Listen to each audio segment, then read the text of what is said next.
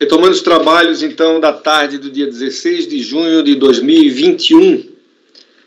Vamos ao item 43, conselheiro Daniel, Companhia Industrial de Vidros, CIV.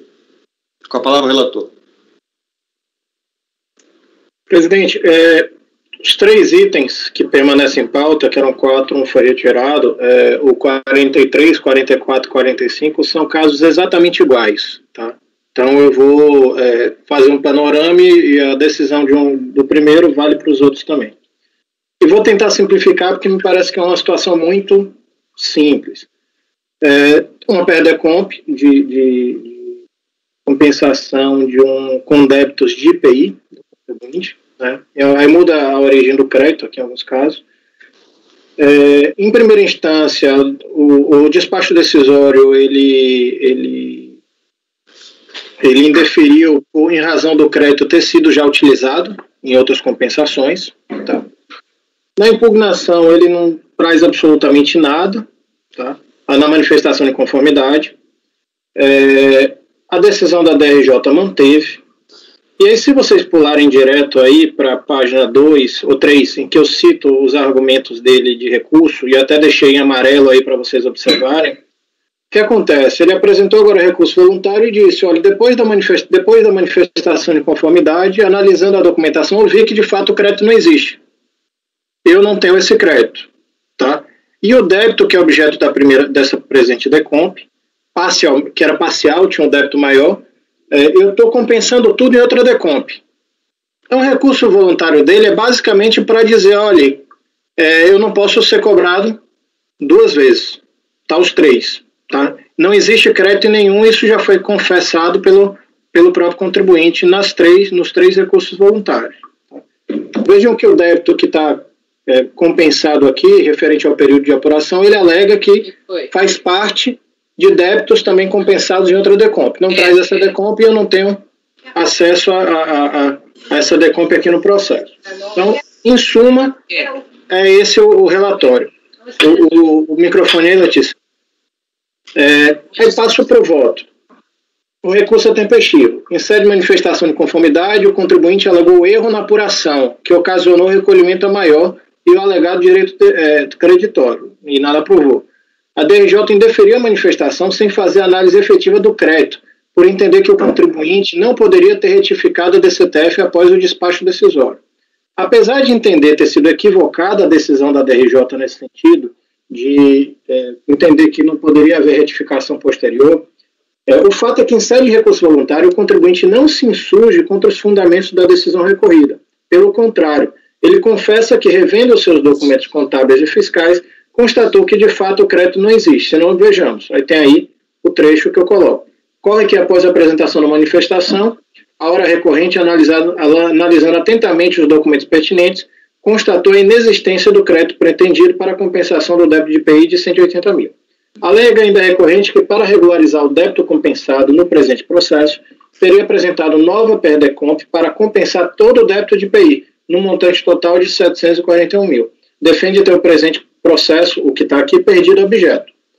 E, de fato, assiste razão ao contribuinte, na medida em que o recorrente em nada enfrenta a decisão da DRJ e apenas confirma e reafirma o seu conteúdo decisório, que concluiu por inexistir direito creditório, não mais existe lide a ser dirimida. E aí eu sigo aqui, entendendo que compartilho do entendimento de que a competência do CARF nos processos PERDECOMP é de avaliar o direito creditório pleiteado, determinando a homologação dos débitos até o limite de saldo disponível. Desta feita, inexistindo o litígio, bem como inexistindo o crédito a ser restituído, o presente processo perde objeto e o recurso voluntário não deve ser conhecido. Trouxe com fundamento acima exposto, entendo que o pedido realizado de cancelamento do débito, mesmo que indiretamente, ele não pede isso de forma expressa, ele simplesmente diz que não pode ser cobrado 2 vezes. Foge da alçada de competência deste Conselho, sendo a providência que deve ser adotada pela unidade de origem, de ofício ou mediante provocação da parte. E mesmo que assim não fosse, dos elementos dos autos, não é possível confirmar se de fato o débito objeto da presente PERDECOMP foi efetivamente incluído e novamente compensado na PERDECOMP de final 4090. Isto porque os valores não guardam nenhuma correspondência e o contribuinte não trouxe aos atos elementos fiscais e contábeis que confirmassem que o débito de 183 mil estaria de fato inserido no valor de 741 mil. Assim, faça tudo quanto exposto, oriento meu voto no sentido de não conhecer do recurso voluntário. A ideia é mesmo para os outros. Eu tenho essa posição de entender que não é nossa competência analisar débito, apesar de que em alguns casos, quando essa duplicidade de débito ela é muito escancarada, até para dar efetividade ao processo, a gente já teve aqui precedentes de recomendar que a unidade de origem cancelasse aquele débito, tá? Aqui eu não tenho essa prova de que, de fato, esse débito aqui confessado está em outra DECOMP, e mesmo que tivesse, tendo duas competências, não me parece, sendo a mesma competência que estaria inserida aqui e lá, não me parece que haveria esse risco de cobrança em duplicidade. Mas, de toda forma, eu deixei claro aqui que, existindo esse débito confessado em duplicidade, cabe à unidade de origem verificar isso, de ofício a pedido da parte. E oriento meu voto por não conhecer do recurso voluntário. O que ele pede no recurso? Ele diz, ele simplesmente não pede. Ele diz, eu não posso ser cobrado duas vezes. O crédito realmente não existe. E eu compensei o débito que está aqui em outra DECOMP, mas também não tem prova disso. Então, não sei se esse débito confessado aqui, de fato, também está confessado em outra DECOMP, para a gente dizer, olha, cancele o débito. Né? Apesar de entender que não é essa nossa competência. O fato é que não existe crédito. A DRJ diz que não existia crédito, ele diz não tem crédito, então não vejo interesse de agir nem nada mais para a gente apreciar aqui. O objeto foi perdido. Entendi. Muito bem.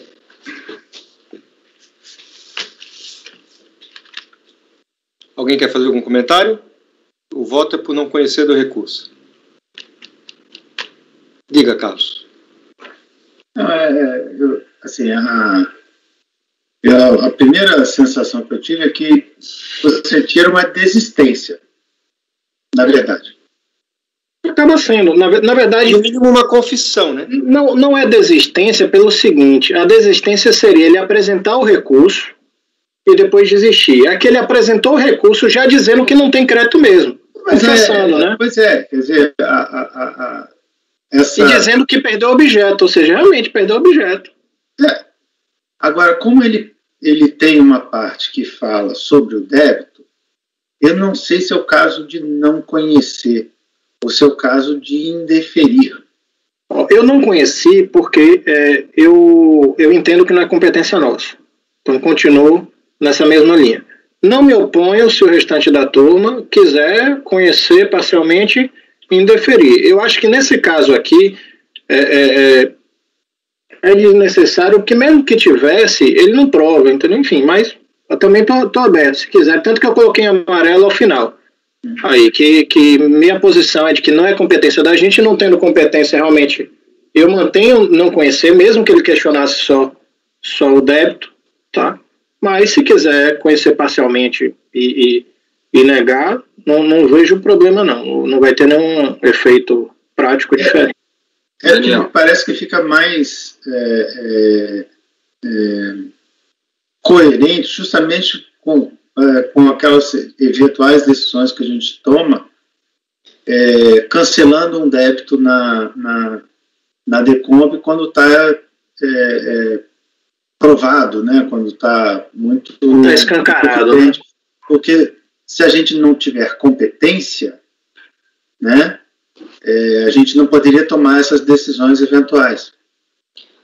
Não, é que nós já fizemos isso, eu me lembro até, era um caso meu, mas havia a demonstração, tá, de que o mesmo débito estava sendo cobrado duas vezes.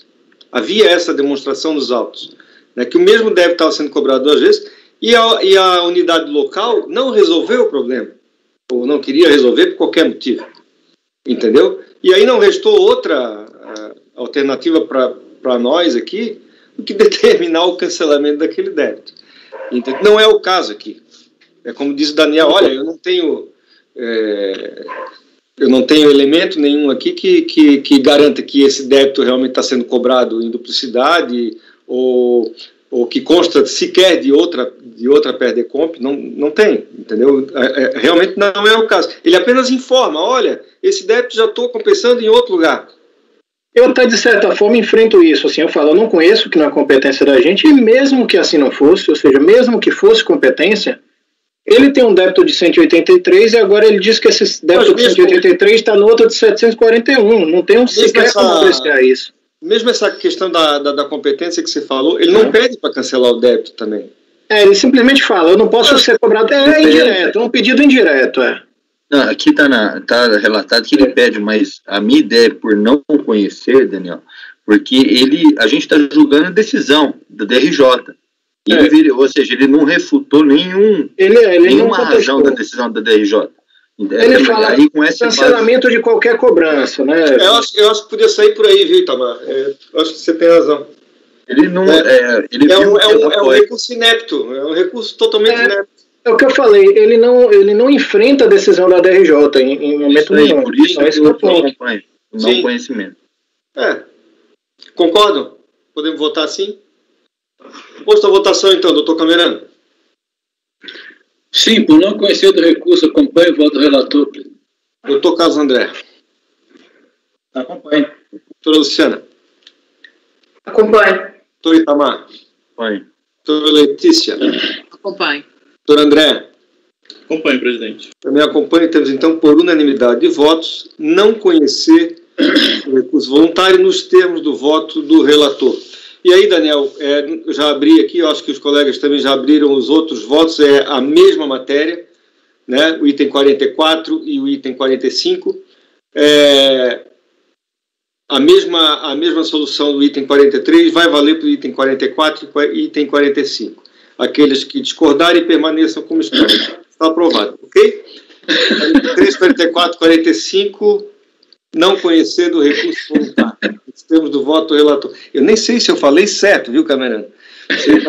Nem se eu falei correto. Presidente, aqueles que concordarem permaneçam como estão aprovados. Você falou aqueles que não concordarem permanecem parados. Então todo mundo divergiu. Tá ótimo. Mas tá resolvido, todo mundo entendeu. Presidente, eu acho que tem mais alguém na sala. Quem será? Tem mais um aqui, tá vendo embaixo? Tem o suporte mais um. Deixa eu ver aqui quem é. Não. Suporte mais um? Rômulo Luiz Augusto, Letícia, Itamar, Cláudio Camerano. Rômulo Zanin que tá aí. Esse Rômulo Zanin é que é o intruso aqui. Não sei quem é. Rômulo Zanin. Enfim. Ô Lu, olha se tem mais alguém aí que você que Não, eu tô olhando aqui. Então, tem mais 3 bolinhas aqui. Só que elas estão sinalizadas de vermelho. De Jaú 1, de Jaú 2 e Fábio Barbosa Fernandes.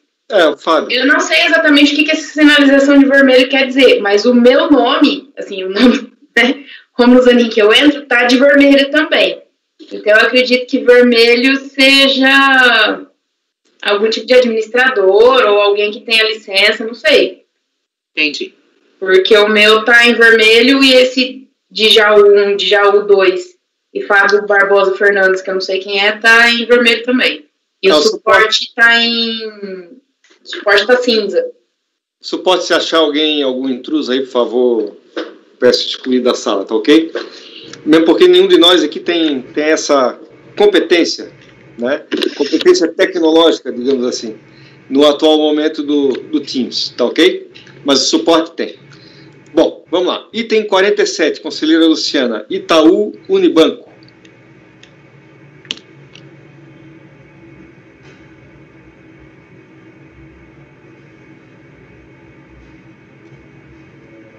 Bom, esse caso é um recurso voluntário, proposto contra acordo por unanimidade de votos, manteve a autuação de imposto de renda-fonte por ausência de recolhimento do tributo, face de declaração inexata, pagamento menor, acrescidos de multa de mora, decorrente de auditoria interna nas DCTFs do segundo e quarto trimestres de 97, entregues pela contribuinte relacionadas no quadro 3 de folha 281.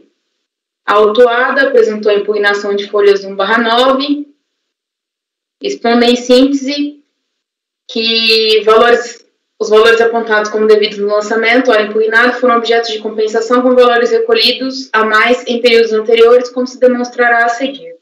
Aqui, a contribuinte ela foi ela apresentou uma planilha onde ela foi relacionando alguns DARFs, né, e casando alguns pagamentos e alguns créditos demonstrados. Dessa manifestação, dessa apresentação, né, dessas justificativas pela contribuinte, na impugnação, foi promovida uma revisão de ofício. Né, dessa revisão de ofício, foi concluído que, com relação aos pagamentos não localizados ou que foram efetuados com CNPJs de filiais, todos estão registrados no sistema da Receita, porém, cabe observar que alguns pagamentos aqui, eles foram realocando e outros não foram possíveis fazer essa realocação e, por ausência de demonstração de todos os pagamentos, alguns débitos foram mantidos. Isso aconteceu também com as compensações. Eu estou resumindo aqui, presidente, mas se vocês julgarem necessário que eu faça a leitura da íntegra de valor a valor, casando os DARFs, o senhor me avisa. Ok. As compensações, né, da mesma forma, a contribuinte aponta que declarou débitos, né, a contribuinte declarou débitos de imposto de renda-fonte menores que o total de pagamentos vinculados, demonstrando que houve recolhimentos indevidos ou a maior.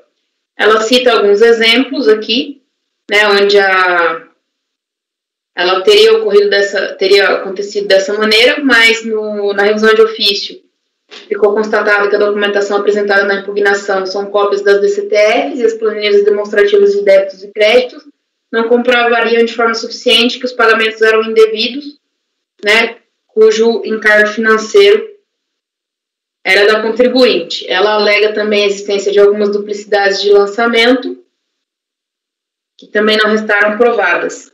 Né? E, ao final, ela aduz a questão da denúncia espontânea, justamente em razão desses pagamentos, né, que ela aponta na impugnação, nesses pagamentos e essas compensações aí, que teriam servido à extinção dos débitos antes até do próprio início, né, do procedimento de fiscalização.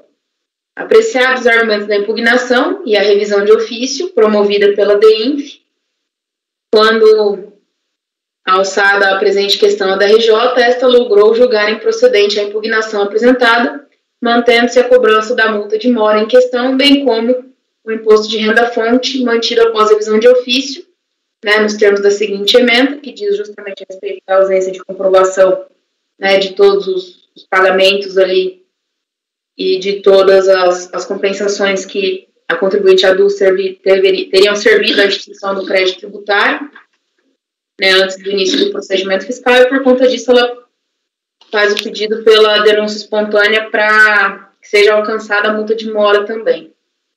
É o relatório.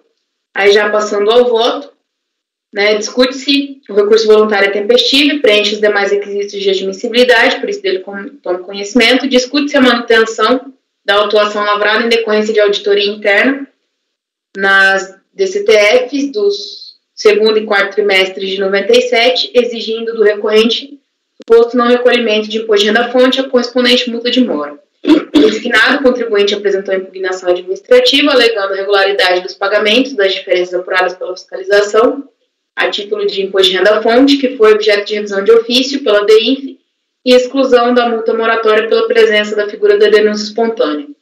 Na análise dos itens impugnados pela recorrente, em contejo com as informações trazidas pela revisão de ofício, a DRJ promoveu as seguintes verificações. Item 1. Conforme a primeira tabela de folhas 423, o saldo remanescente é de R$ 159,83, decorrente da diferença entre o valor do crédito declarado em DCTF e o valor confirmado. Cabe destacar que no despacho da DEINF constou que o pagamento de 4 milhões da quarta semana de abril de 97 está totalmente alocado ao débito desse período de apuração, não havendo saldo remanescente para extinção do saldo devedor de R$ 159,83. Portanto, improcede a alegação de que o crédito tributário em análise teria sido objeto de pagamento ou compensação. Conforme a primeira tabela de folhas 423, o saldo remanescente de R$ 36,06 é decorrente da diferença entre o valor do crédito declarado em DCTF no montante de tanto e confirmado no valor de tanto. Cumpre-se observar que o despacho da DEINF constatou que o pagamento, né, desses R$ 36,24 da segunda semana de julho de 97 foi efetuado com o código de receita equivocado. Então, o pagamento está alocado ao débito de fonte a que se refere, portanto, improcede a alegação de que o crédito tributário à hora em análise teria sido objeto de pagamento ou compensação. E assim ela vai seguindo, né, item a item, até concluir que não foram atendidas as exigências legais para a restituição e compensação dos pagamentos de fonte com os débitos vencidos e vincendos. Sendo assim, verificou-se que a autoridade administrativa efetuou a imputação conforme previsão legal dos artigos 163 e 167 do CTN e julgou incabível a tese do contribuinte de que eventuais créditos referentes a multas pagas deveriam ser mantidos para posterior compensação, segundo a conveniência da empresa. Por ocasião do recurso voluntário, o recorrente insiste na regularidade do recolhimento do imposto de renda-fonte, mas sem acrescentar qualquer elemento apto a justificar a reforma do acórdão de origem, tendo-se limitado apenas a desenvolver a tese de que as multas moratórias estariam afastadas pela presença da denúncia espontânea daquilo que for reconhecido em revisão de ofício. Contudo, conforme demonstrado na origem, uma vez que foi demonstrada a procedência da exigência da multa de mora no caso em concreto, posto que em virtude do afastamento da delegação da denúncia espontânea pela presença de débitos em aberto, também resta claro que não existe razão ao argumento da recorrente contrário à imputação de multa de mora com valores pagos a maior desse mesmo tipo. Assim, entendo restado mantida a cobrança dos saldos devedores cujos pagamentos não foram suficientes para a total amortização, não há que se falar na presença de denúncia espontânea ou tampouco suas consequências em relação às multas aplicadas, seja mora ou ofício. Por essas razões, não subsistem motivos para a reforma da decisão de piso, ao qual mantenho por seus próprios fundamentos. Ante o exposto, voto no sentido de negar provimento ao recurso voluntário.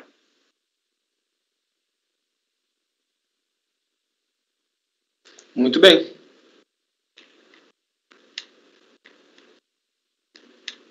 Aberta a discussão. Alguém quer fazer algum comentário, tirar alguma dúvida? Doutor Camerano, quer falar alguma coisa? Sim.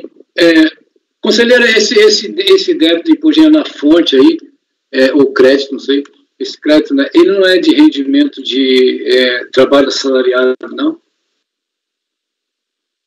Eu estou perguntando isso porque consta aqui no processo uma resolução do CARF enviando esse processo para a segunda sessão. Me corrija se eu estiver errado, parece que eu vi uma resolução aí. Eu não sei se talvez seja... Tem uma resolução na fonte. Hein? Tem uma resolução do conselheiro Fernando, mas ela foi precedente à alteração do regimento. Então, tá. Aí, na sequência, teve um despacho de encaminhamento que mandou de volta para a gente. Então eu não cheguei a ver esse despacho, que eu acho que quando eu vi só tinha resolução só.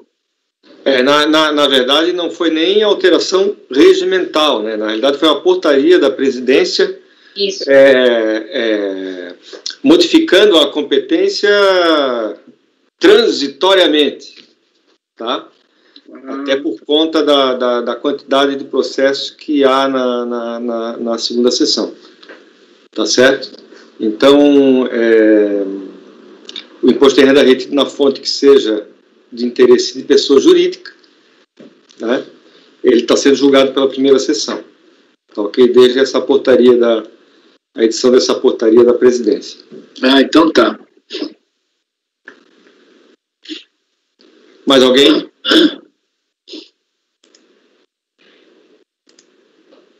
Bom, passemos à votação então. Doutor Camerano. Acompanhe, presidente. Doutor Daniel. Com a relatora, presidente. Doutor Carlos André. Acompanhe. Doutor Itamar. Com a relatora. Doutora Letícia. Acompanhe, presidente. Doutor André. Acompanhe, presidente. Temos então, por unanimidade de votos, negar provimento ao recurso voluntário no item 47. Item 49, conselheiro Daniel, JSS Empreendimentos de Administração Limitada. 49 e 50 são da mesma contribuinte. Isso, são diferentes. Deixa eu só salvar aqui, presidente, que ele estava com a numeração errada aí na pasta, o 1297, eu já salvei aí na pasta. Vamos ver que tem dois aí, 1271, que na verdade eu acabei salvando com a mesma numeração do outro. Só um segundo. E na verdade eu até numerei aqui a pasta errada, não é 2017-97 não, é 2012-97, que é o primeiro aí. Então esse 1271 que está nessa pasta. É só o número, porque eu estou com 1271 aberto aqui. É só o número, mas eu mudei aqui para não confundir ninguém, entendeu? Tá. Essa pasta aí, vamos na primeira aí na 1297, que é essa pasta aí 2017-97. Na verdade é só. Aqui, então vou abrir de novo, só para. Pronto. Eu já salvei aí na pasta com a numeração correta. Ok. É que eu vou abrir aqui também. 2012-97. O correto é 2012-97. Pasta aí tá 2017-97. Foi a digitação aí. Ah, tá. E eu tinha salvo com a numeração errada, porque como são os dois da empresa, aí eu salvei um e comecei a trabalhar em cima do outro, ter esquecido de mudar o número. Já que já está abrindo aqui, presidente. Então nós vamos ver esse 2012-97, né? 2012-97 primeiro. Ok. Estou abrindo ele aqui também.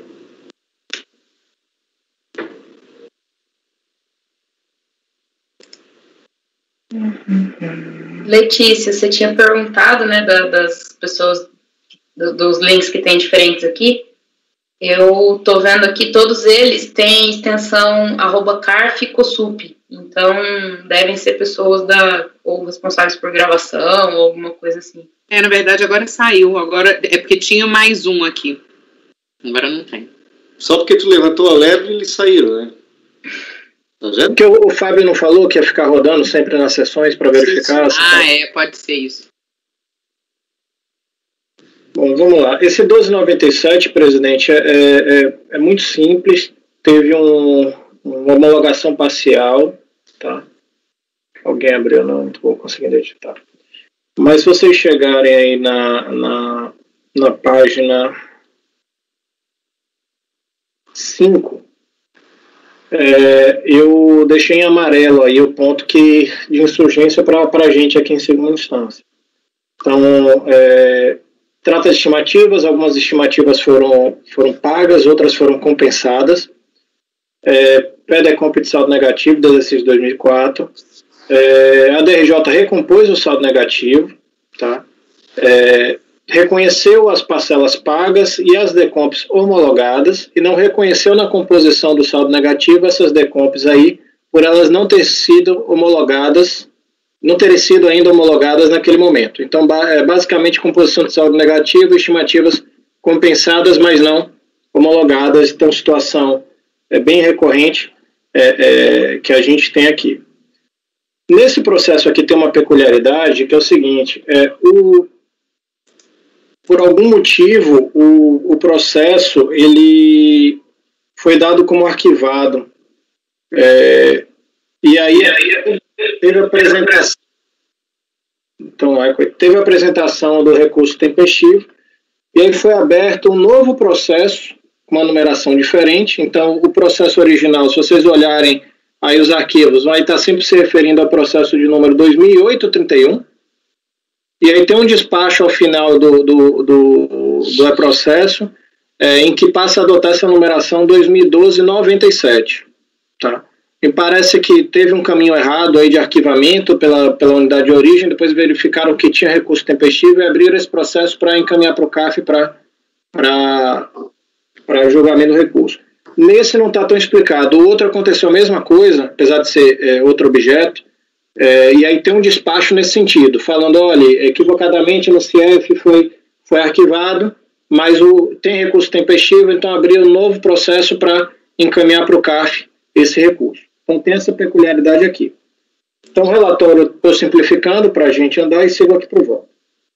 O recurso é tempestivo preenche o requisito de admissibilidade, por isso que ele conhece. Conforme relatado, apesar de cadastrado o PAF 2012-97, trata o presidente de julgamento do PAF originalmente tombado sobre o número tal, final 2031, encerrado indevidamente no CIEF, tendo em vista a interposição tempestiva do recurso voluntário. Desta forma, a abertura do presente processo se deu para possibilitar o julgamento do recurso voluntário do contribuinte, garantindo-lhe o acesso ao contraditório e ampla defesa. Em que pese tal situação a princípio causa estranheza, certamente decorreu de equívoco ocasionado pela unidade de origem, saneado na medida em que abriu o processo para garantir o julgamento do recurso apresentado. O processo administrativo fiscal é regido pelo princípio da informalidade. Isto não significa desconsiderar formalidades necessárias à garantia dos direitos do contribuinte. Entretanto, no caso concreto, não se vislumbra nenhum tipo de cerceamento de direito de defesa. Esclarecida a questão quanto à numeração, prossigo na análise do recurso. No mais, entendo que o recurso voluntário, além da difícil compreensão do que busca a recorrente em sua peça, fica claro que a contribuinte não consegue dialogar adequadamente com a decisão recorrida, além de fazer grande confusão quanto ao objeto discutido neste CAF.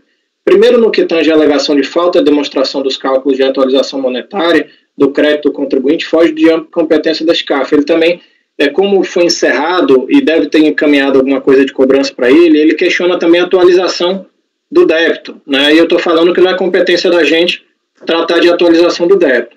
Compete a esse conselho analisar a certeza e liquidez do crédito tributário indicado nas respectivas decompras. A partir do reconhecimento do direito creditório, seja total ou parcialmente, compete à unidade de origem liquidar o julgado e alocar as respectivas compensações. Não cabe ao CARF promover análise de eventual atualização do alegado crédito tributário após a apresentação da DECOMP. Por outro lado, ao que parece, o contribuinte insiste na tese de que a atualização do crédito garantiria a satisfação do saldo de débito a compensar, o que significa que ele está a atualizar o crédito, mas não o débito, né? Então, ele fala que mesmo com reconhecimento parcial, deveria atualizar o crédito, tá? E o crédito seria suficiente, o crédito atualizado seria suficiente para compensar o total do débito, mas ele não fez a atualização do débito. Mas essa discussão resta prejudicada porque mais na frente eu estou dando provimento por conta das compensadas. O fato é que, independente do absurdo que defende a contribuinte, não compete ao CARF fazer essa análise. Será promovido adequadamente pela unidade de origem, quando do término do presente processo administrativo. Então, assim, a alegação é absolutamente genérica, protelatória e desprovida de qualquer elemento concreto. Então, eu defiro o pedido de diligência formulado. No mérito, o recurso basicamente depende que o reconhecimento parcial do crédito se dê em razão da DRJ não ter considerado na composição do saldo negativo as estimativas dos meses de março, de 377, maio, 13.274, junho, 14.503, de 2005, compensados no PAF número tal, mas cujas compensações não foram homologadas. Por isso, requer o julgamento em conjunto com o PAF de final 2008-11, vez que o resultado da sua análise interfere diretamente no direito creditório pleiteado no presente processo. Tal pedido resta prejudicado na medida em que o referido processo já foi objeto de análise desse CAF, através do acordo número tal, de 2012, encontrando-se o processo atualmente arquivado. Entretanto, entendo assistir razão recorrente quanto ao alegado direito creditório. Explico. A DRJ chegou ao seguinte cálculo, aí trago aqui a planilha da DRJ, e no que se refere às estimativas, ela fez o detalhamento aqui. Então, o que falta para o crédito são exatamente as decomps as compensações não homologadas, que ela não considerou.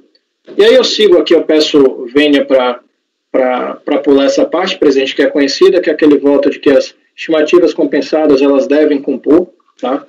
O saldo negativo, então é conhecido da gente. Vou para o final, na conclusão, assim que refazendo a apuração do saldo negativo a partir da planilha da DRJ e considerando as estimativas compensadas no âmbito do PAF de final 2008-11, chega-se a um saldo negativo de 140.375,22. Aí eu detalho aqui a recomposição que eu fiz, considerando as estimativas não homologadas no total de 28.155. E assim, face a tudo quanto exposto, oriento meu voto por dar provimento ao recurso voluntário para reconhecer um crédito adicional de saldo negativo do ano calendário 2005, no montante de 28.155,64, que é o que faltou para homologar totalmente a DECOM, presidente. Vamos ver aqui. Ok. Alguém tem alguma dúvida? Podemos passar a votação? Doutor Camerano. Acompanho o voto, relator, presidente. Doutor Carlos André. Acompanho o voto. Doutora Luciana. Acompanho o voto, presidente. Doutor Itamar. Acompanho. Doutora Letícia. Acompanho o voto, presidente. Doutor André. Acompanho o voto, presidente. Acompanho o voto, então, por unanimidade de votos, dar provimento ao recurso voluntário para reconhecer um crédito adicional relativo ao saldo negativo do ano calendário 2005, a IRPJ, né, Daniel? Isso. Valor de 28.155,64 e homologar as compensações realizadas até o limite do crédito disponível. Ok? Quer dizer, presidente, deixa eu confirmar aqui se é IRPJ, mas acho que é. Só que eu já fechei aqui. Só para não constar errado aí na resolução.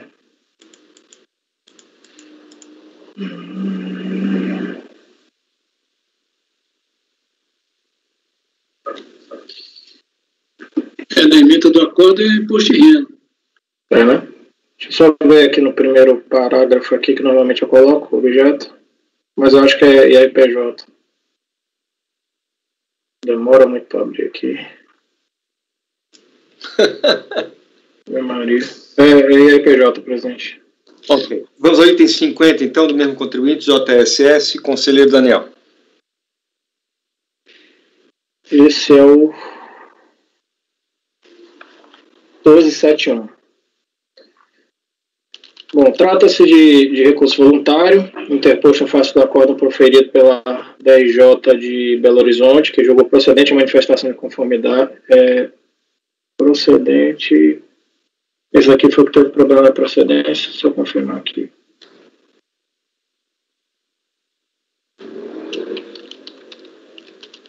Chegou em procedente.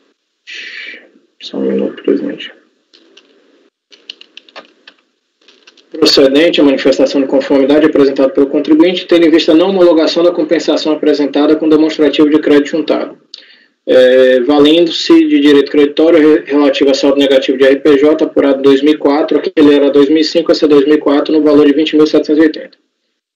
A mencionada compensação não foi homologada pela DRF de origem, conforme despacho decisório. Então, analisando as informações prestadas no documento acima identificado, não foi possível confirmar a apuração do crédito, pois o valor informado na DIPJ não corresponde ao valor de saldo negativo. O valor original de saldo negativo informado no valor de 20 mil, o valor de saldo negativo na DIPJ, 50 mil. No referido despacho decisório, constam duas outras DECOMPs, em que a interessada pleiteia aproveitamento do direito creditório informado na DECOMP com demonstrativo de crédito, quais sejam a de final 0042 e 4768. Conforme DOC 5, folhas 45, a empresa foi cientificada da não homologação da compensação em 4 de novembro e apresentou em 4 de dezembro de 2008 a manifestação de conformidade de folhas 1 a 3, na qual transcrevem os seguintes trechos. Eu trago aqui o detalhamento, né, do que ele trouxe em manifestação de conformidade.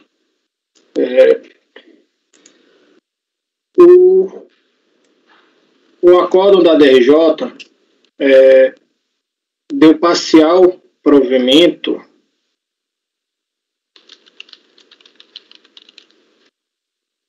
só um minutinho. Deu parcial provimento, deixa eu até mudar aqui.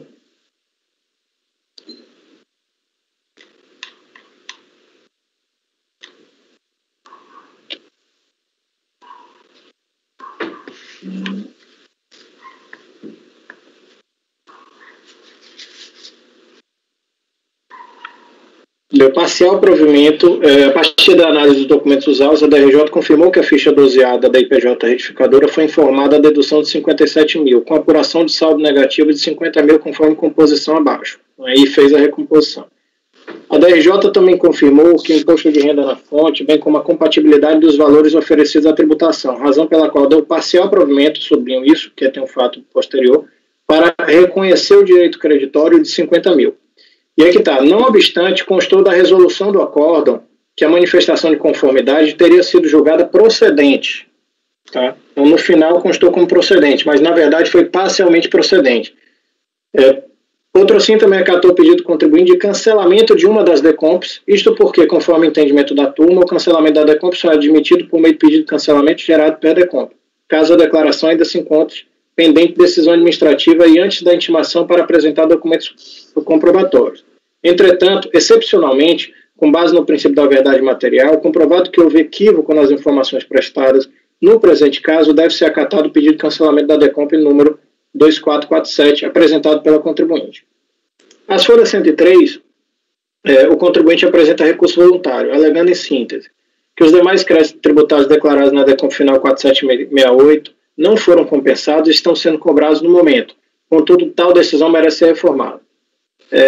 Aí ele vem de novo com essa questão do cálculo, tá? Ele fala que falta demonstração dos cálculos de atualização monetária do crédito, aduz que não constam nos autos memória de cálculo discriminando o valor atualizado do crédito a favor do contribuinte reconhecido pelo acórdão, não se tendo memória do cálculo, e para ter uma certeza de que a decisão da DRJ foi efetivamente cumprida.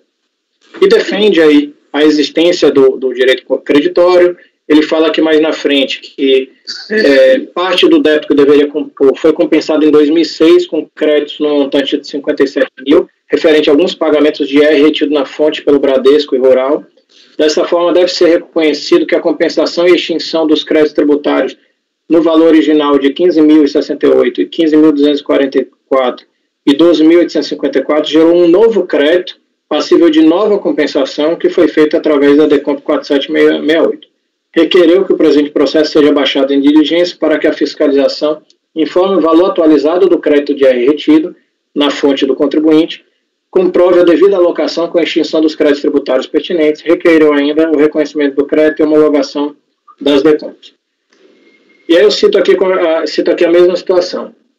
Ressalta-se que consta dos autos despacho na folha 141 que atesta ter sido o PAF de final de 2008-97 encerrado no CIEF indevidamente, vez que a interposição do recurso voluntário foi tempestiva. Muito provavelmente tal fato decorreu da parte dispositiva da decisão da DRJ, onde constou que a manifestação de inconformidade teria sido julgada procedente, quando em verdade foi parcialmente procedente, vez que remanesce parcela do crédito pleiteado não reconhecido. Em razão disso, a unidade de origem promoveu a abertura do processo de final 1271 para encaminhamento do recurso para julgamento. Se não vejamos, e tem aqui o despacho que ele justifica isso, é o relatório do essencial. Aí, igualmente, eu estou passando por cima dessa questão da mudança de numeração, entendendo que não teve nenhum tipo de cerceamento de direito de defesa, enfim, e passo a análise do mérito. No mais, entendo que o recurso voluntário é manifestamente improcedente. Além da difícil compreensão do que busca a recorrente em sua peça, fica claro que a contribuinte não consegue dialogar adequadamente com a decisão recorrida, além de fazer grande confusão quanto ao objeto discutido neste CARF. Os dois processos tiveram uma dificuldade enorme de conseguir entender o que é que trazia em recurso voluntário. Aí, de novo, vem aquela alegação dos cálculos, que eu estou também dando o mesmo destino, indeferindo o pedido, dizendo que não cabe a gente analisar a alocação dos pagamentos das compensações, nem a atualização do crédito. No mérito, o recurso também permanece quase que, e aí sigo aqui no final da página 7, no mérito, o recurso também permanece quase que intelectível. Não dá para entender ao certo o que o contribuinte alega. O fato é que, como muito bem aduzido pela DRJ, embora as DECOMPs de final 2447, 0042, 20 a 24, 0042 e 4768 façam referência ao mesmo direito creditório, qual seja o saldo negativo de RPJ apurado no exercício 2004 ou no calendário 2003, cada uma delas informa um valor diferente a esse título, a saber, uma diz que o saldo negativo é 20.780, outra diz que é os 57 mil, outra diz que é os 43 mil, respectivamente. Percebe-se que a confusão já vem desde a origem.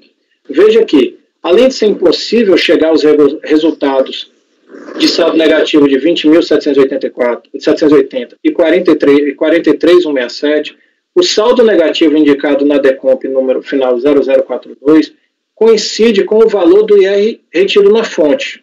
Tá? Então, acredito que ele considerou que todo aquele IR retido na fonte seria saldo negativo. Tá? Também fiz as contas para ver se ele foi abatendo o valor já compensado dos outros saldos negativos e só informou o restante, mas nenhum dado bate.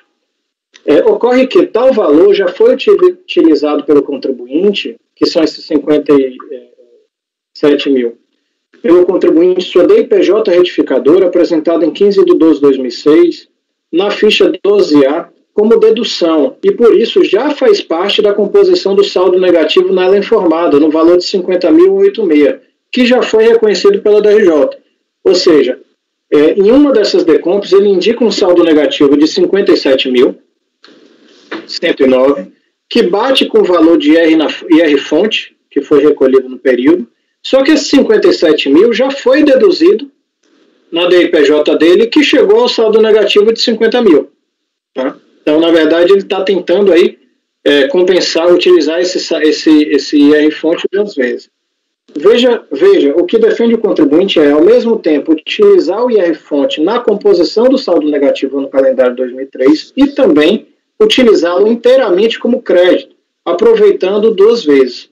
Verifica-se ainda que, se o contribuinte não tivesse deduzido o montante total do IR-fonte da sua apuração de IRPJ, a sua apuração de IRPJ a pagar seria positiva, inexistindo saldo negativo a compensar. Desta forma, é absolutamente absurdo o pleito recursal e parece que o contribuinte não consegue compreender nem mesmo a apuração feita por ele em sua DIPJ. Assim, face a tudo quanto exposto, oriento meu voto no sentido de negar provimento ao recurso voluntário. E é como voto, presidente. Muito bem. Alguém tem alguma dúvida? Podemos passar a votação? Doutor Camerano. Acompanho o voto do relator, presidente. Doutor Carlos André. Voto com o relator. Doutora Luciana. Voto com o relator. Doutor Itamar. Com o relator, presidente. Doutora Letícia. Acompanho o relator, presidente. Doutor André. Com o relator, presidente. Então temos por unanimidade de votos negar provimento ao recurso voluntário. Conselheiro Daniel, item 52, numeral 80, participações. A bolinha está rodando aqui, tentando abrir. Peraí, presidente. E olha que eu abri antes de finalizar.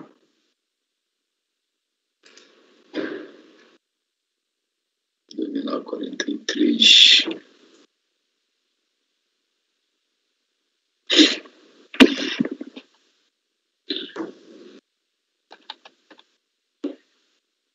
Primeiro numeral 2943, né?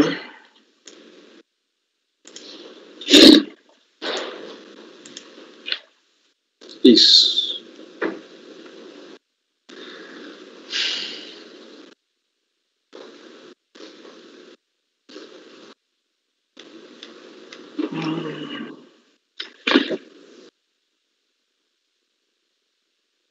Só abrindo aqui, presidente.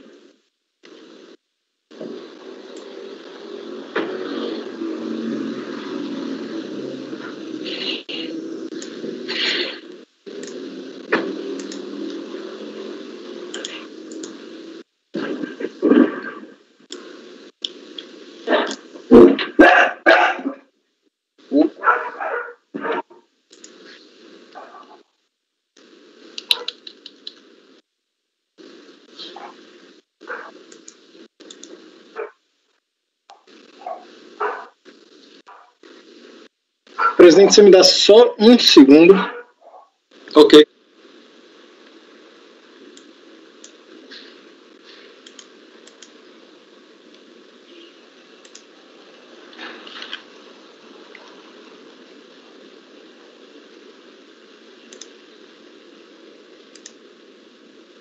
Vou aproveitar, presidente, 30 segundos.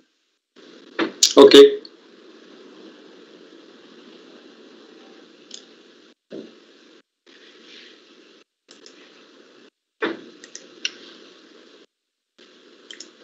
Desculpa, presidente, estavam tocando aqui na campanha. Bom, Só um instantinho, Daniel. Deixa o Itamar voltar.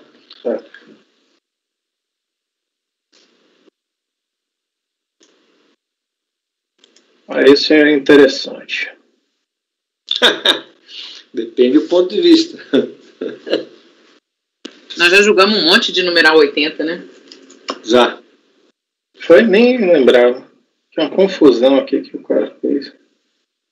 Já teve vários. Teve voto seu também, né, Camerano? Só numeral 80. Eu lembro do Camerano relatando. Sim, teve. Tá com a boa memória, hein, Luciano?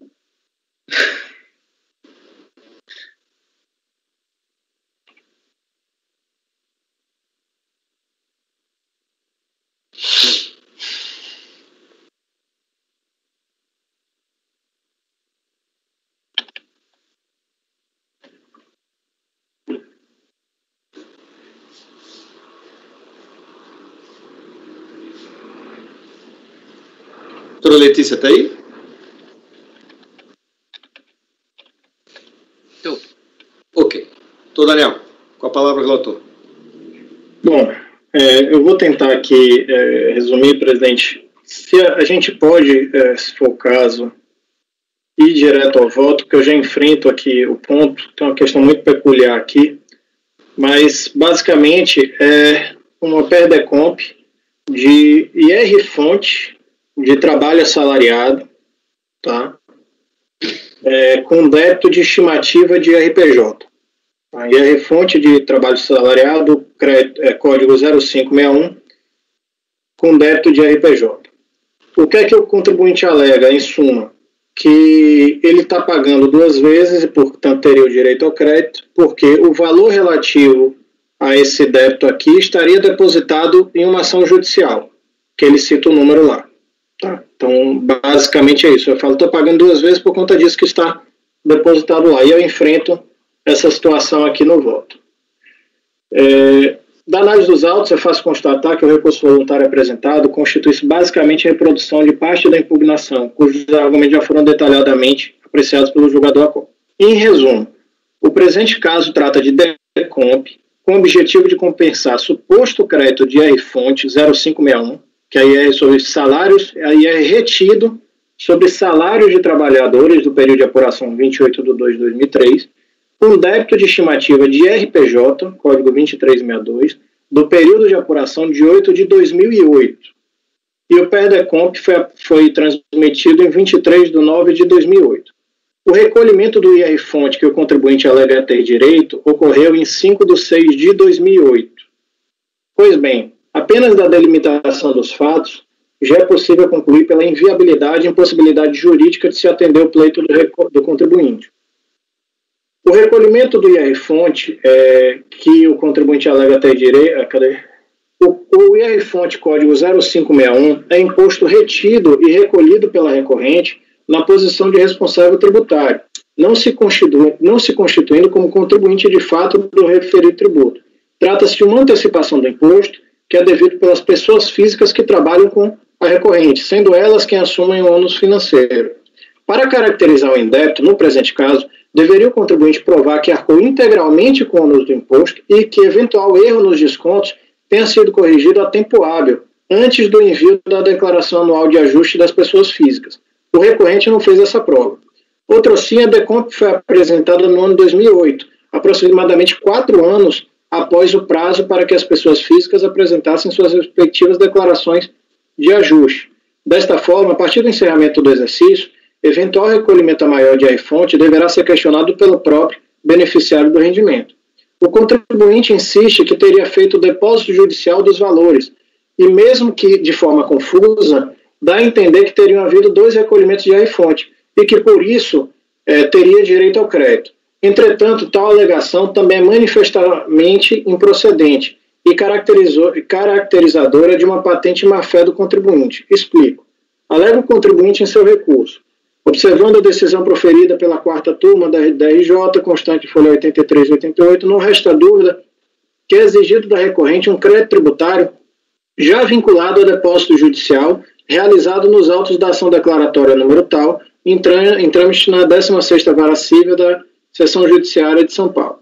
Conforme amplamente explicitado, em manifestação de conformidade, e diante das razões constantes do despacho decisório, fica claro que a Receita Federal não reconheceu o depósito judicial já realizado pela recorrente e, por conseguinte, está considerando o valor do DARF pago totalmente utilizado na sua própria apuração. Pois bem, a referida ação declaratória número tal tinha por objetivo o reconhecimento da imunidade do recorrente para fins de incidência de PIS, COFINS e exportação. Não tem nada a ver com o que está sendo discutido aqui. Eu fui atrás para ver se era alguma ação discutindo imposto de renda assalariado, não tem absolutamente nada a ver com o que está sendo discutido aqui. Ou seja, e nem estimativa de RPJ. Ou seja, não guarda absolutamente nenhuma relação com o crédito pleiteado no presente processo, que é R-fonte, bem como com o débito confessado, que é RPJ estimativa. Além disso, a contribuinte discute na referida ação os débitos exigidos através de despacho decisório que supostamente não teriam reconhecido o crédito relativo a PIS e COFINS e exportação dos períodos de 99 e 2000. em razão disso, promoveu o depósito judicial dos respectivos valores. Ocorre que, de forma absolutamente equivocada, para dizer o mínimo, o recorrente relacionou o PERDECOMP objeto do presente processo com uma das DECOMPs que supostamente tratariam do alegado crédito tributário. O que é que ele fez? Na ação judicial, ele relacionou ao final a DECOMP que é objeto aqui, mas que não tem nada a ver com nada. E ele perdeu a ação judicial. Tá? Então, ele relacionou um monte de DECOMP e essa daqui estava no meio. Entretanto, tal fato não guarda nenhuma relevância para o presente processo, uma vez que estamos analisando a certeza e liquidez do crédito pleiteado. Por sua vez, o que o contribuinte buscou na referida ação judicial foi a desconstituição dos débitos confessados. Se não, vejamos, aí eu coloco aqui o pedido que foi feito na ação judicial. E mesmo que tais argumentos por si só não fossem suficientes, cumpre ressaltar que, em pesquisa ao andamento processual, pude constatar que a referida ação judicial teve sentença de mérito improcedente em 30 de 8 de 2010, bem como a sua apelação foi improvida em 2017, e em que pese a pendência de julgamento de recurso especial interposto pela parte, o fato que até o presente momento não existe qualquer decisão de mérito favorável ao contribuinte. Por sua vez, quando a exigência pela unidade de origem do débito aqui confessado, poderá o contribuinte comprovar, se de fato ocorreu, que o débito que será exigido efetivamente está incluído ou não no depósito judicial realizado pelo contribuinte, ainda mais diante de tantas divergências nas alegações e argumentos apresentados pelo contribuinte, tanto no PAF quanto na ação judicial. Quanto à aplicação da multa de mora e suposta denúncia espontânea, também não assiste razão ao contribuinte. A aplicação decorre de expressa disposição legal, não cabendo a este CAF afastar a aplicação de lei vigente nos termos do que dispõe a súmula CAF número 2. Outrossim permanece estabelecendo seus fundamentos em normas que não se aplicam à presente PERDECOMP. Como sabido, as normas de procedimento para fins de PERDECOMP aplicáveis são as do momento de apresentação do instrumento, quando transmitido o presente PERDECOMP, vigia a INSRF 600/2005. Ele cita no recurso uma série de INs que não eram aplicáveis à época. Trouxe a alegação de que não haveria prazo para apresentação da DECOMP, que por isso um débito vencido não sofreria incidência de multa e juros, é no mínimo absurda. Além disso, a DECOMP constitui confissão de dívida, instrumento hábil e suficiente para a exigência dos débitos indevidamente confessados e não homologados, de forma que o argumento contra a cobrança de multa e juros, de multa de mora e juros de mora também é improcedente.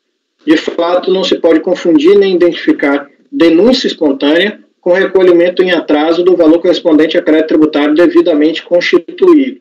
Assim, face a tudo quanto exposto, oriento meu voto por negar provimento ao recurso voluntário. E é como voto, presidente. Aberta a discussão. Foi só um engano, né? Só incluiu lá no engano, entendeu? Se o juiz concedesse, baixava os débitos aqui, não tem problemas. Tudo certo, né?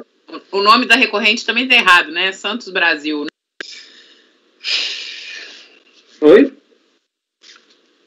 Tá errado? Não. Não, aí eu não sei, eu não vi se era Santos Brasil e passou para numeral 80, porque as peças estão todas com Santos Brasil. Talvez tenha mudado. No processo está número 80. Mas no... Tanto que a pauta foi numeral 80 também. Sim, mas no processo tá como Santos Brasil.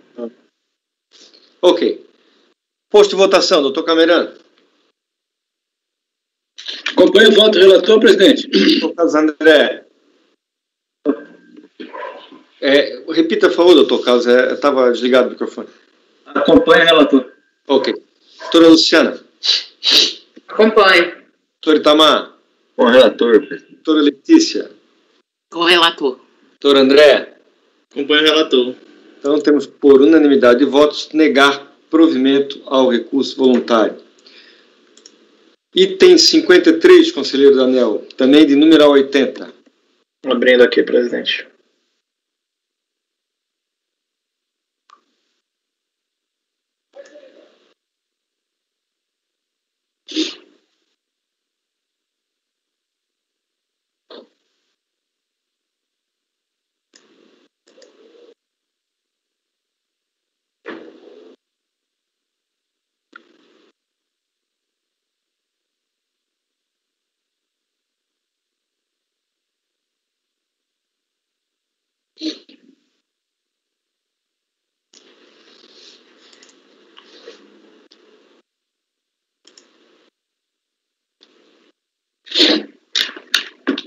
A gente também pode ir direto para o voto aí, presidente, que eu saio também rebatendo os pontos. Algumas alegações aqui são parecidas, mas também é fonte, mas sobre JCP, então um pouquinho diferente.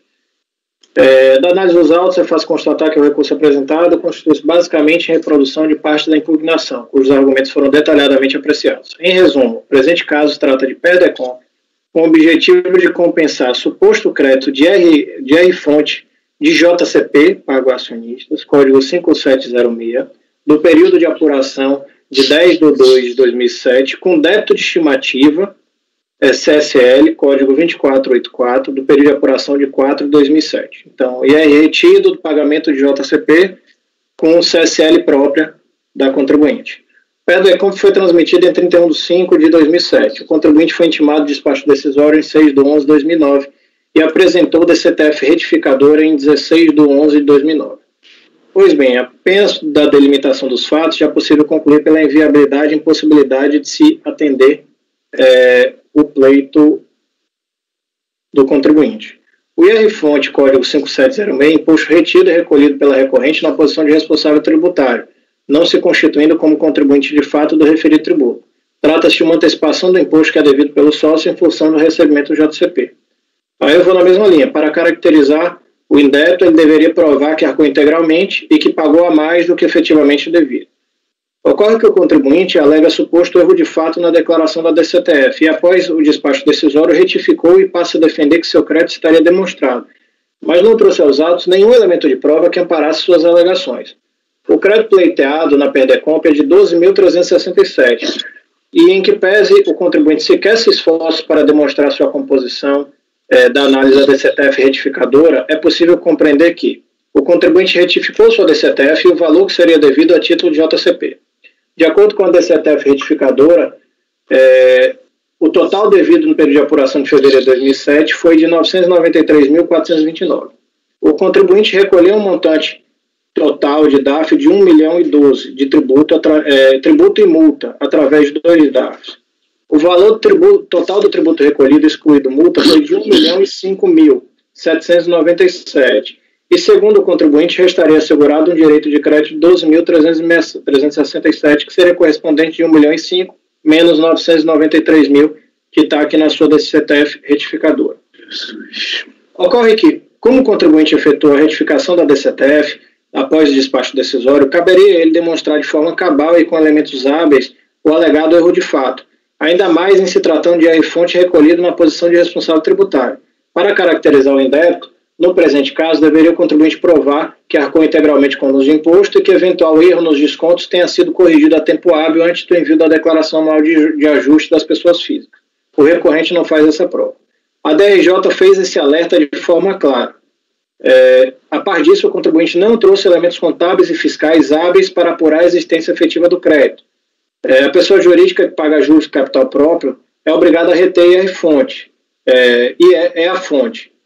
O contribuinte em tela é a fonte que alega ter cometido erro no IR-fonte, de modo que teria que ter havido pagamento indevido ao maior. No entanto, nada foi apresentado para demonstrar que, de fato, houve erro e, na fonte pagadora, corrigiu o erro junto ao beneficiário em tempo hábil. O cumprimento do primeiro requisito é exigido para toda e qualquer alegação de erro, sendo indispensável explicar sua causa, apresentar livro-razão pertinente, com destaque dos lançamentos relevantes para o caso, e, se necessário, apresentar planilha Excel demonstrando a composição do erro com as respectivas explicações. O segundo requisito decorre da natureza do IR-fonte. Então, ele deixou o caminho basicamente aberto aqui, dizendo o que é que o contribuinte precisaria provar. Por sua vez, apesar dos argumentos da DRJ quanto à necessidade de apresentação da documentação contábil e fiscal em sede de recurso, o contribuinte basicamente reafirma seu entendimento e traz aos autos documentos que isoladamente não comprovam erro de fato, são apócrifos ou não existem nos autos. Em sede de recurso voluntário, o contribuinte traz um único elemento novo, o razão analítico do ano 2007. Ocorre que, além de ser documento que não respeita as formalidades legais para a sua aceitação, o fato é que ele não traz nenhuma informação consistente com o valor do IR-fonte que alega ser devido, se não vejamos. Então, coloquei aqui a página do razão que ele trouxe, não tem nada batendo com nada do que ele alega. Ora, para que o crédito, eu sigo aqui, né, dizendo da questão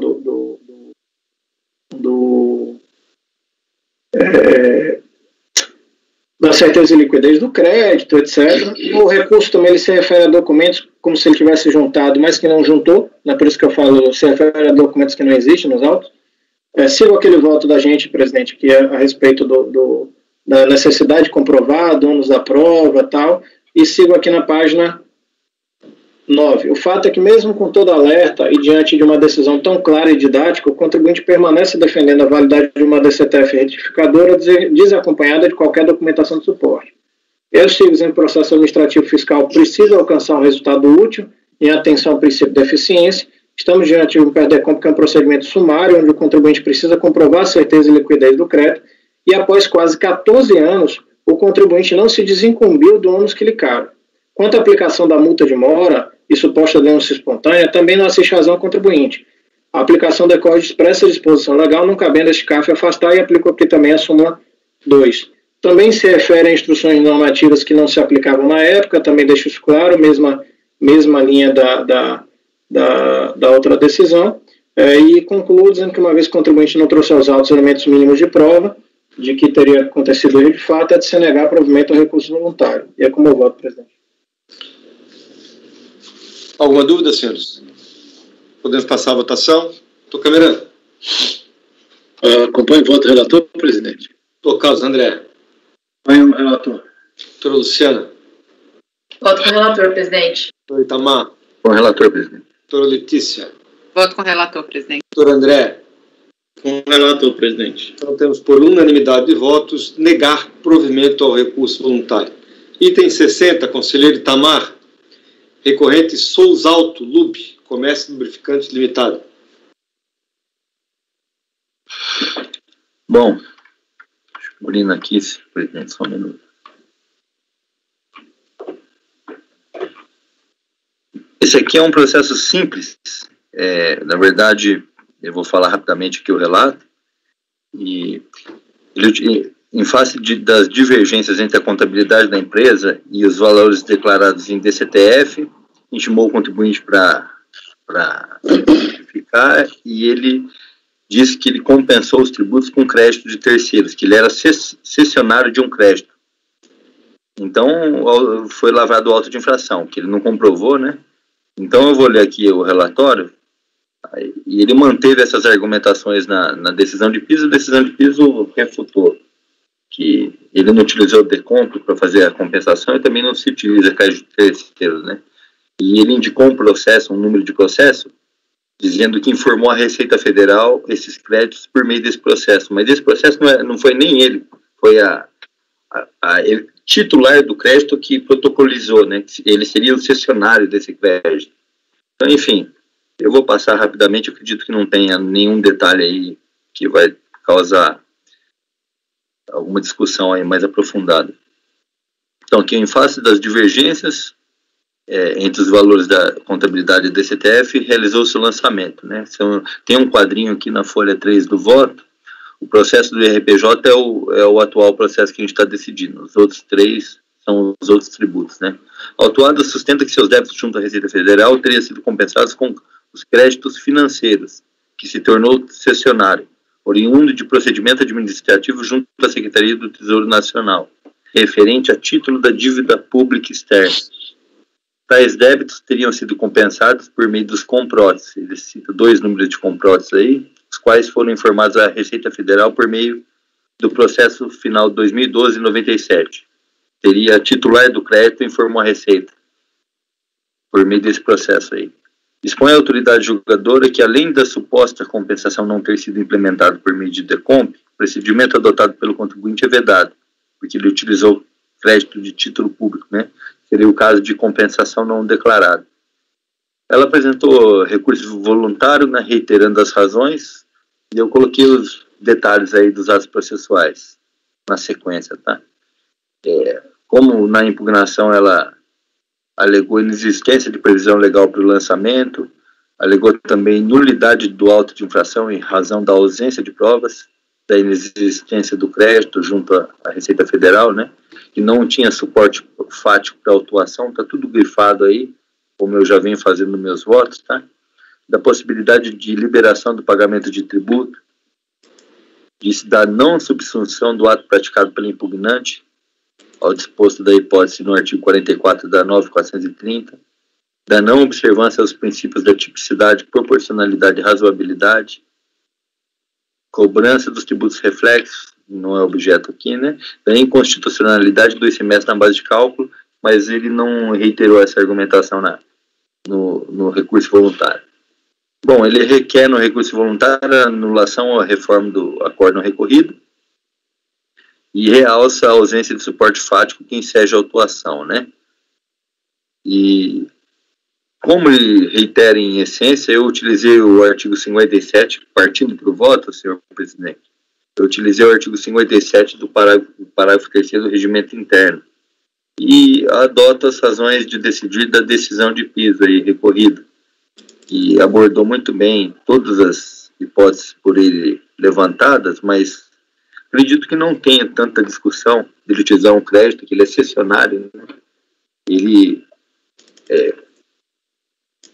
demonstrou aqui na autuação a divergência entre a contabilidade da empresa e os valores em DCTF, ele alegou que compensou com esse crédito, e eu acredito que não tem maior complicação aí para ver que ele não tem razão, né? Então, eu grifei em azul aqui os pontos, as razões da decisão, e eu vou passar de uma forma rápida, mas já estou adiantando meu voto que eu nego o provimento ao recurso voluntário, tá? Ela sustenta que seus débitos na Receita Federal teriam sido compensados com os créditos financeiros, que se tornou cessionário, oriundo de processo administrativo junto à Secretaria do Tesouro Nacional.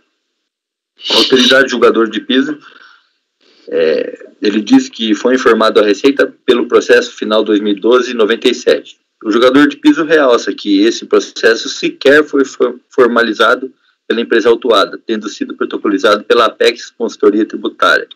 A consequência imediata da constatação em procedimento fiscal da falta de declaração e recolhimento é a constituição do crédito tributário por meio de lançamento.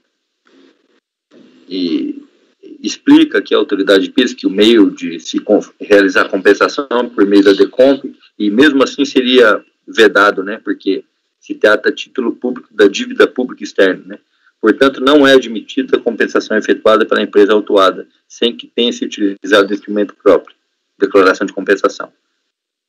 Andando mais à frente aí ele explica, ele aborda, enfim, de uma forma bem completa aí as formas de se utilizar título público, cita algumas leis, a solução de consulta da Receita Federal número 8, número 1, solução de consulta da 8ª região, número 166, e, enfim, e denega o pedido. Partindo aqui, um outro aspecto que ele aborda é a multa qualificada. Ela sustenta a autoridade de piso, eu estou na folha, vou ler aqui, que decidiu no voto na folha 18. No caso vertente, não se mostra aplicável a penalidade estabelecida no dispositivo legal acima transcrito, que seria o artigo 7º da Lei 10.426, que é autuada que ela requereu, né? Pois a infração verificada pela fiscalizada não residiu na omissão da entrega de DCTF ou sua apresentação após o prazo. Veja, se a punição imposta a falta ou entrega ou atraso na entrega de DCTF refere-se ao mero descumprimento de obrigação acessória, enquanto a multa de 150% estabelecida no artigo 44 é decorrente do descumprimento da obrigação principal. Trata-se, portanto, de obrigações distintas, sendo que, no caso vertente, apurou-se tanto a omissão de informação em DCTF, que ela informou só 1 centavo, né, ou informou zerada, quanto a falta de recolhimento de imposto de renda e contribuição. Conforme foi revelado no procedimento fiscal, existia um esquema para fraudar a fazenda pública, consistente na compensação de débitos fiscais da contribuinte autuada com pretensos créditos cedidos pela Apex, a títulos da dívida pública sem qualquer valor para fins tributários, utilizando-se ainda de mecanismos estranhos à compensação de tributos federais. Na escrituração do esquema fraudulento, as informações da DCTF pertinentes ao valor e à forma de quitação dos débitos eram propositadamente omitidas, não havendo a efetiva confissão de dívida, impedindo ainda o conhecimento pelo fisco e a cobrança do valor real do tributo apurado na contabilidade, conforme foi acentuado pela fiscalização. Como se pode observar, no caso em questão, restou devidamente comprovada a existência de uma ação constante e repetitiva do contribuinte, inserindo valores fictícios nas DCTFs dos anos 2014 e 2015. Considerando que todas as informações omitidas inibem a exigência do crédito fiscal efetivamente devido, com base na declaração, verifica-se a plena ciência do ato infracional praticado e de suas consequências, a demonstrar o dolo e, assim, a caracterizar a ocorrência da fraude. Enfim, ele manteve a multa qualificada, com base no que está escrito aí, cita algumas jurisprudências do CARF, os princípios constitucionais arguidos, ele refuta aí com base no já conhecido artigo 26A, né? Temos também a súmula 2 do CARF, e suspensão da exigibilidade do crédito, ele esclarece que com a impugnação já suspende automaticamente. E, em resumo, esse é o exposto. Eu voto no sentido de afastar as arguições de nulidade e negar provimento ao recurso de ofício, senhor presidente. Esse é o voto. Ok. Alguém tem alguma dúvida? Quer fazer algum comentário, alguma consideração? Podemos passar a votação? Doutor Camerano. Doutor André. Voto relator, presidente. Só um momentinho, doutor Camerano. Doutor André gostaria de fazer uma consideração. Não, presidente, é só com relação à multa qualificada, eu fiquei um pouco inseguro com relação a esse caso, porque, pelo menos assim, no primeiro momento, me parece que o contribuinte tinha uma assessoria que prometeu esses créditos, e eu queria, assim, até mais esclarecimentos do relator, qual foi o dolo que foi encontrado no procedimento fiscal do próprio contribuinte. Se foi só essas questões das DCTF zeradas, ou se teve algum elemento a mais. Não, na verdade o elemento é justamente como está no voto da decisão de piso, né? Não tem nenhum elemento a mais. É que esse esquema de utilizar título público, né? Você declara em DCTF, talvez ele tenha se desorganizado aí e informou na contabilidade. Aí a unidade de origem verificou as divergências e intimou ele para dizer o porquê, né? E aí ele alegou que era cessionário de crédito de um processo que nem ele era o autor do processo, que informou a Receita Federal. Então, por todo o esquema que já foi dito no voto, que a gente depreende, né, pelo que ele alegou em sua impugnação, considerando as DCTF zeradas, considerando ele tentar informar que utilizou um crédito público que era de um terceiro, enfim, eu fui por essa linha, mantendo a qualificação da multa, que de fato ele, se não fosse a autuação fiscal, se não fosse atuação fiscal, passaria por despercebido esses débitos, né? Ou seja, ele omitiu do conhecimento da autoridade fazendária, configurando o artigo que qualifica a multa, o artigo 71, 72 da lei, né? Então, os elementos são esses. É todo o filme, né? Não são as fotos. Entendeu? Então, por isso eu mantenho. Doutor Daniel, quer falar? Você desligou o microfone fora do tempo, camarada, só te aviso isso. Não, você perguntou se tinha alguma manifestação, eu até me segurei para não manifestar, mas assim, nesse caso aqui para mim tá muito claro. Eu acho que essa questão, lógico que existe, a gente sabe todo o esquema que aconteceu em relação a isso. O fato de ter sido uma consultoria que vendeu o que aconteceu, o que não acontecia, ao meu ver, não afasta a aplicação da multa qualificada. Caberia aí eventual prejuízo causado por conta da consultoria ser cobrado da própria consultoria em ação de regresso, porque o fato aqui é criminoso e escancarado. Eu não tinha conhecimento porque me falou que era certo.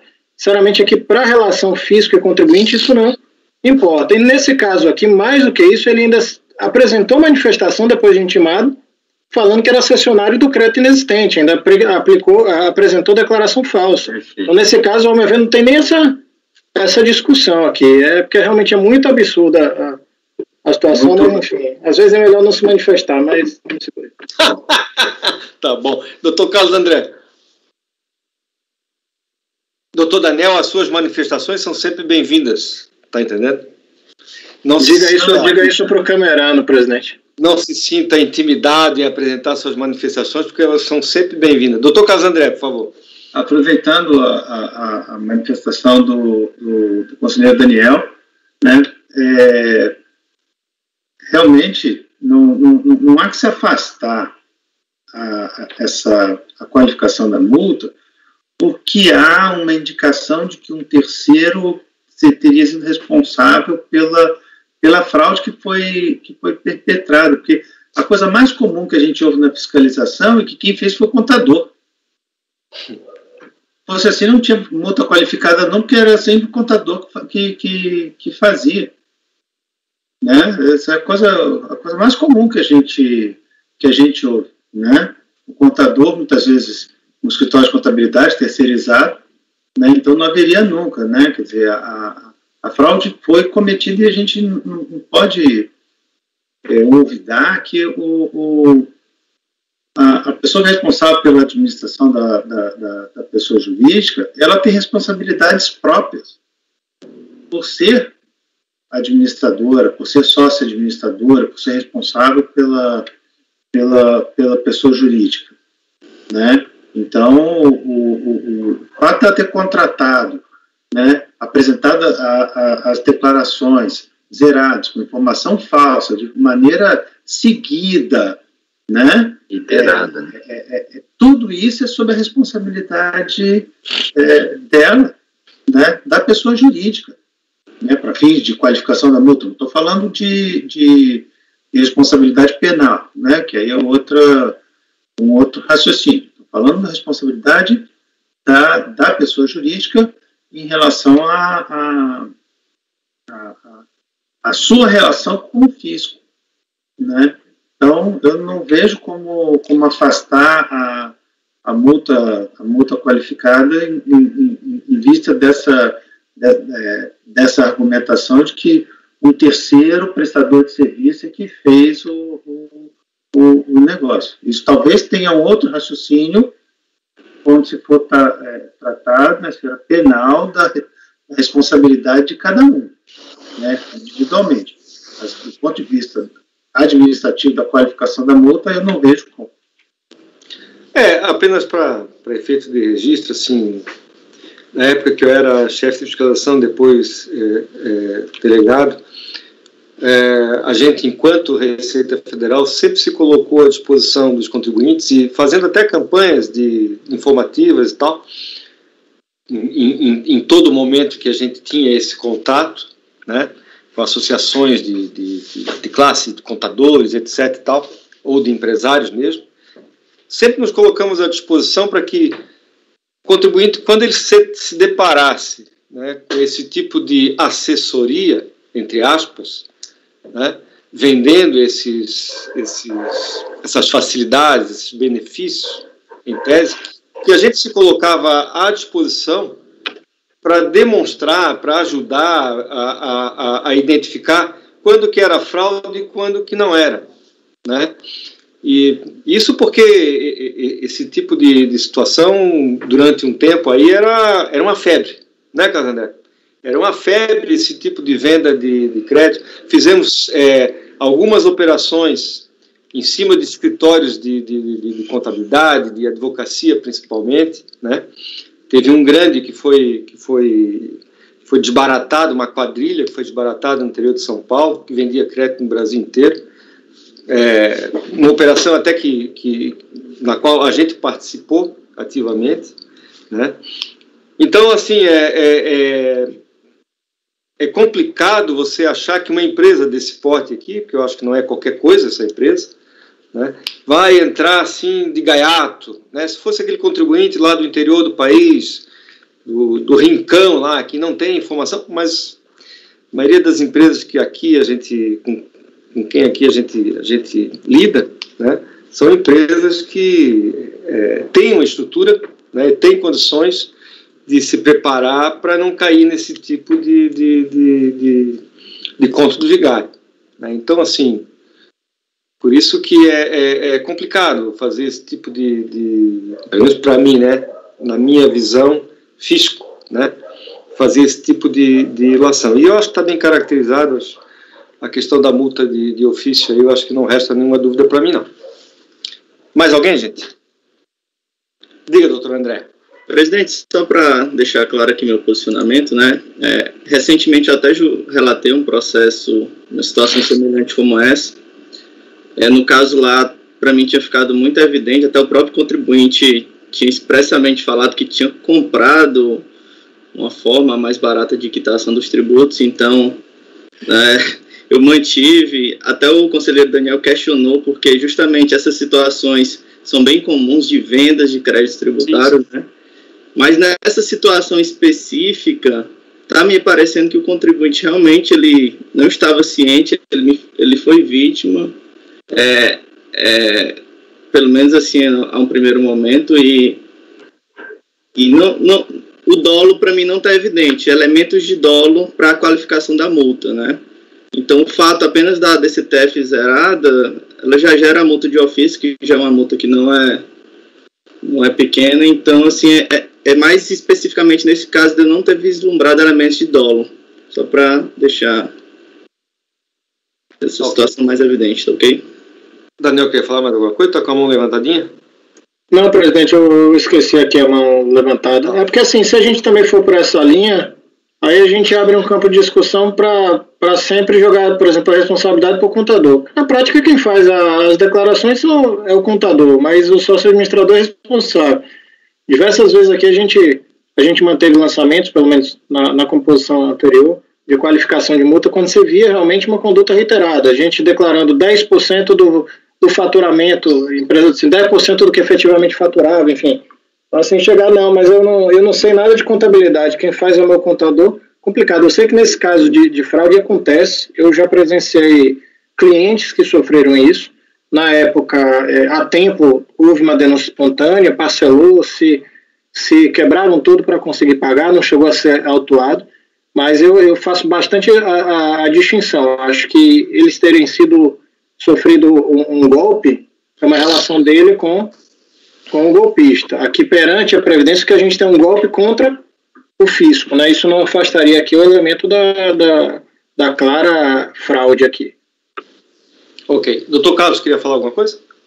Não. E mesmo que assim fosse, presidente, só complementando o que o Daniel falou, você teria a culpa inelegendo também, né? Mesmo que fosse só o contador que tivesse feito sem a ciência do próprio contribuinte, ele é o que é o responsável, por último, por prestar as informações. Então, se ele fez isso e não viu, é culpa dele também, né? Muito bem. Passemos à votação, então. Doutor Camerano. Acompanho o voto do relator, presidente. Doutor Daniel. Doutor Daniel, o microfone. Desculpa. Com o relator. Doutor Carlos André. Eu acompanho o relator. Doutor Luciano. Acompanho também o relator. Doutor Itamar. Eu sou o relator. Doutor Itamar. Desculpa, doutora Letícia. Acompanho o relator, presidente. Ato falho. Doutor André. Presidente, eu vou pedir venha para abrir uma divergência para dar parcial provimento para afastar a qualificação da multa. Muito bem. Então temos, por maioria de votos, afastar as arguições de nulidade e, no mérito, negar provimento ao recurso voluntário. Vencido o conselheiro André, que afastava tão somente a aplicação da multa qualificada. Ok? Presidente, eu acho que a questão da nulidade seria por unanimidade. Nulidade e... por maioria, exatamente, você tem razão.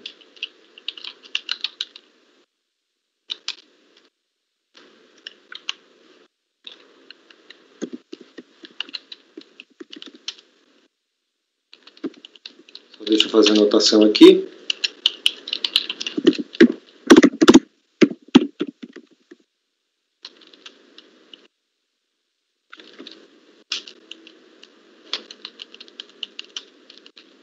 Depois eu vou melhorar essa redação aqui, tá? Mas ela está perfeitamente entendida. Então, por unanimidade de votos, afastar as arguições de nulidade e, por maioria de votos, no mérito, negar provimento ao recurso voluntário. Vencido o conselheiro André Severo Chaves, que afastava tão somente a multa qualificada, tá? Dava provimento parcial para afastar a multa qualificada, tá ok? Gente, eu vou dar 5 minutos de intervalo, tá ok?